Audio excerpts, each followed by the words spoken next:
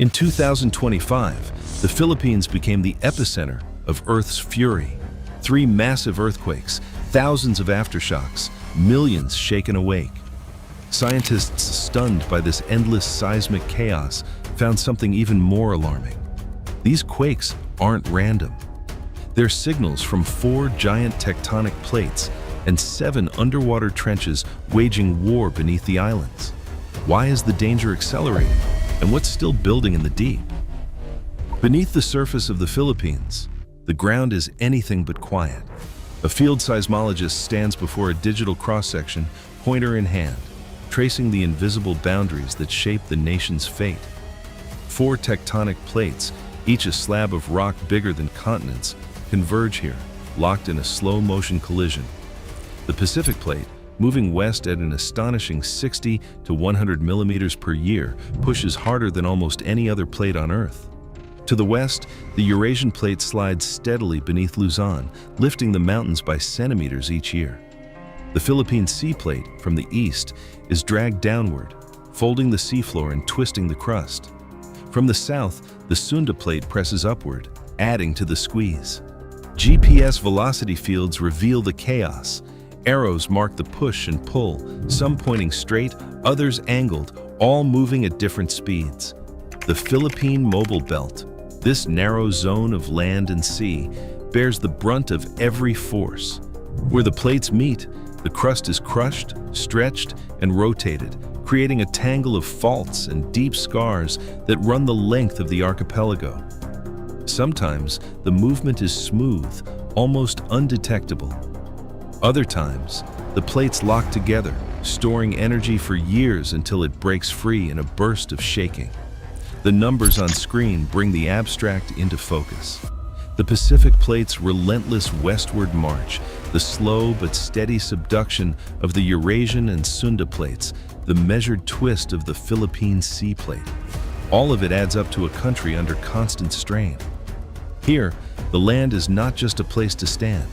It's a living, shifting boundary caught in the crossfire of the planet's most restless giants. Offshore, the Philippines is circled by 7 deep scars carved into the seafloor, each one a trench, each with its own threat. The Manila Trench runs along the west side of Luzon, its floor hidden beneath the South China Sea. Scientists call it the sleeping giant. If it ruptures, models show a tsunami could reach Luzon's coast in under 20 minutes, leaving little time for warning, even less for escape. To the east, the Philippine Trench drops away more than 10 kilometers into darkness, making it one of the deepest on the planet. Here, the Philippine Sea Plate is dragged beneath the islands. When this trench moves, the shock waves can ripple through entire island chains. Its depth and geometry mean that even distant quakes can send energy racing toward land. South of Mindanao lies the Cotabato Trench, another subduction zone that has caught the attention of every seismologist in the region. Sensors now track subtle shifts and silent pressure building beneath it. This trench is known for sudden violence, its energy capable of sending waves across the Moro Gulf. But the story doesn't end with these 3. The Negros Trench shadows the western Visayas, while the Sulu Trench follows the archipelago's southern edge. The East Luzon Trench parallels the northeast coast, and the Apo Trench runs just off southern Mindanao. Each has its own history, some quiet, some restless, but all are capable of movement. Together, these 7 trenches form what geologists call a trench orchestra. Every segment, every bend, is a potential conductor of disaster. The coastline isn't just a border, it's the front row to a performance that can begin at any moment. For the millions living within reach of these underwater scars, the hazards are not distant possibilities. They are part of daily life, written into the shape of the land and the memory of the sea. Marikina Valley/West Valley Fault, beneath Metro Manila. Beneath the city's crowded streets and concrete towers, a single fracture runs almost the entire length of the metropolis. The West Valley Fault, part of the Philippine Fault System, slices through the heart of Metro Manila, home to over 13 million people. Scientists have modeled what would happen if this fault ruptures with a magnitude 7.2 earthquake.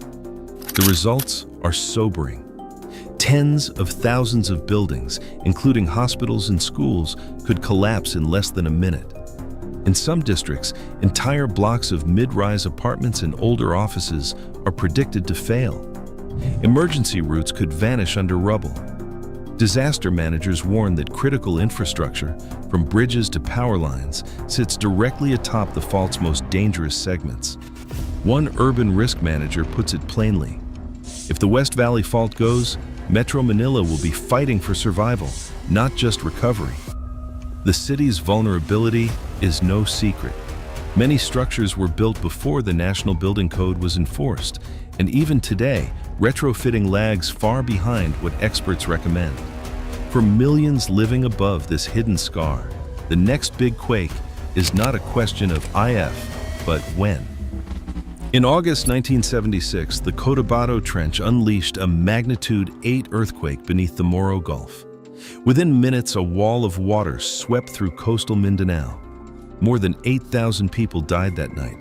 Most never saw the wave coming. Survivors remember the ocean roaring in the darkness, the ground shaking so hard it split open roads, the sudden silence before the water struck. Fishermen who made it to higher ground still speak of strange swells and restless fish just hours before the disaster. Entire villages vanished, leaving only scattered belongings and broken foundations. Nearly 50 years later, the lessons of 1976 linger on Mindanao's coastlines. But the promise of safety remains uneven. In many communities, the only warning system is a bell or a shouted alarm. Government audits in 2025 found that less than half of at-risk coastal towns have working sirens. Evacuation drills are rare, and escape routes often lead through narrow roads that flood in heavy rain.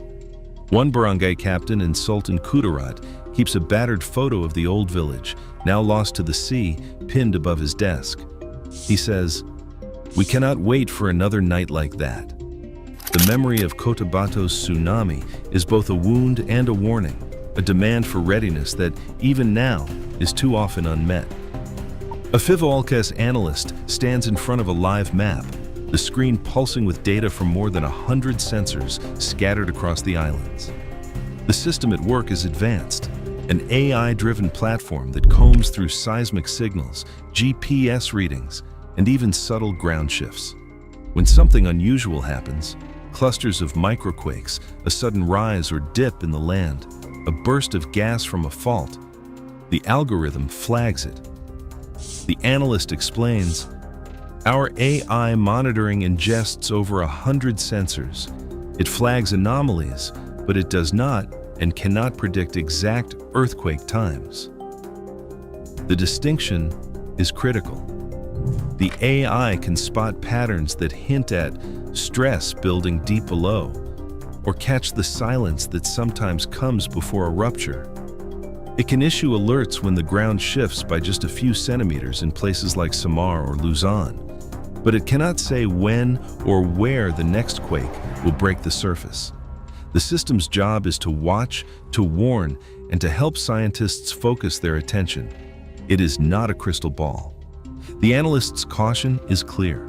Even with the best technology, earthquakes remain unpredictable. The real power lies in knowing where to look and in understanding what the signals mean, never in promising certainty. 3 priorities now define the path forward, each one pressed by the lessons of the past year. First, coastal communities must expand and maintain siren networks and seismic sensors. In provinces facing the Manila Trench and Cotabato Trench, less than half of at-risk towns have reliable warning systems. A coastal leader from Zambales insists, "We need sirens on every shoreline, not just in the main town." The window for evacuation is measured in minutes, not hours. Second, urban centers must accelerate the retrofitting of hospitals, schools, and public buildings. The 2025 earthquakes exposed the reality. Many collapsed structures had never met the standards of the National Building Code. An urban disaster manager in Metro Manila lays it out. Every day we delay, more lives are put at risk. Retrofitting isn't optional. Third, regular community drills must become routine, especially in zones with fast-arriving tsunamis or high-rise collapse risk. In recent surveys, most coastal barangays in Pangasinan and Mindanao could not evacuate half their population within 20 minutes. The checklist is simple: early warning, stronger buildings, practiced escape. These are not abstract goals. They are demands shaped by science, memory, and the voices of those who refuse to wait for another disaster. In just 7 days during late 2025, 3 major earthquakes struck Luzon, Samar, and Mindanao, each triggered by the collision of 4 tectonic plates beneath the Philippines.